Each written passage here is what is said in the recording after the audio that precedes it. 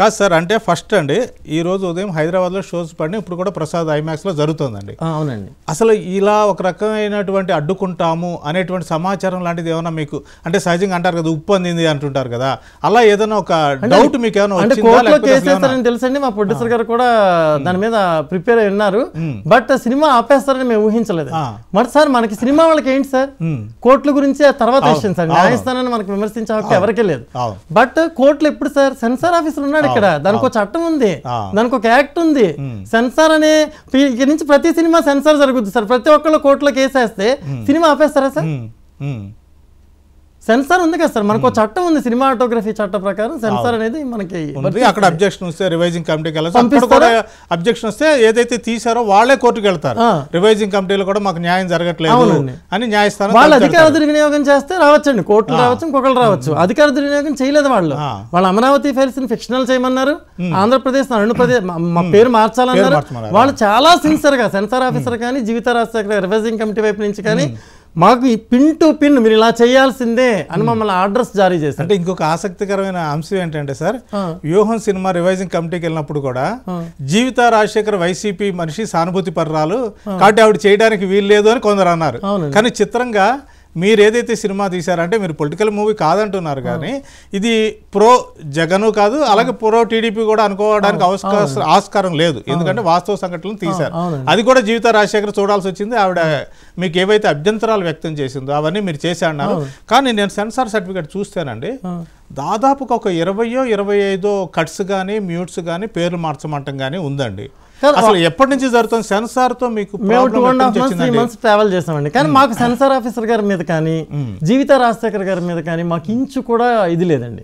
ఎందుకు లేదంటే వాళ్ళ రూల్స్ అవి, వాళ్ళ రూల్స్ ప్రకారం వాళ్ళు ప్రవర్తించారు, వాళ్ళ రూల్స్ ప్రకారం మమ్మల్ని చేయమన్నారు, ఆ రూల్స్ కి తగ్గట్టుగా మేము చేసాం, మమ్మల్ని సర్టిఫికేట్ ఇచ్చారు. వాళ్ళ డ్యూటీ చాలా జనువున్ గా చేస్తారండి. 3 నెలలు తిరిగాం సెన్సార్ ఆఫీస్ చుట్టూ.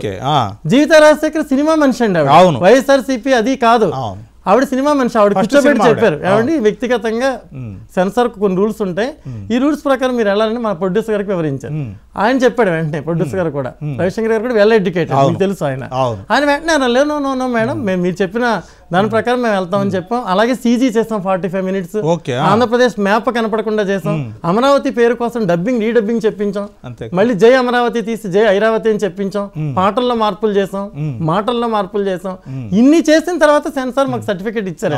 అప్పుడు సెన్సార్ ఆఫీసర్ సిన్సియర్ గా పనిచేస్తున్నట్ట చేయనట్ట సార్? అంటే ఇప్పుడు యాక్చువల్గా సెన్సార్ సమస్య అంటే వాళ్ళు అభ్యంతరాలు ఒకటండి, అది కాకుండా ప్రధానంగా ఏమొస్తుంది అంటే వైసీపీని కించపరిచే సన్నివేశాలు. అంటే మీరు ఫిక్షనల్ అని చేశారు, కరెక్టే కాదంటలేదు, కానీ వాళ్ళకి ఏంటంటే ఇది చూడంగానే ఇది కొడాలి నాని క్యారెక్టరు, ఇది జగన్ క్యారెక్టరు, ఇది పలానా మంత్రి క్యారెక్టరు అన్నది వాళ్ళకి స్పష్టంగా తెర మీద కనిపిస్తూ వాళ్ళు ఏమైనా గ్రెడ్జి పెట్టుకున్నారంట. కాదండి, కనిపించడం ఏంటి సార్? ఇప్పుడు యాక్చువల్ గా జరిగిన కథ ఇది, రైతుల కథ.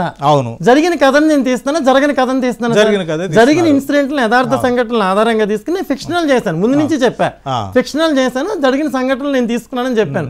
జరిగిన సంఘటనలు తీసుకున్నప్పుడు నిజమే కదా సార్, ఒక ప్రభుత్వం వచ్చి భూములు తీసుకుంది, నిజం కదా? నిజమే. ఇంకో ప్రభుత్వం వచ్చి భూములు కాదు మేము అమరావతి ఇక్కడ కట్టినా రోడ్ల పాలు చేసింది కాదా? కరెక్టే, వాళ్ళు ఉద్యమం చేసింది నిజమే, ఇప్పటికే చేస్తున్నారు, నిజం కదా? మరి ఏది అబద్ధం అండి?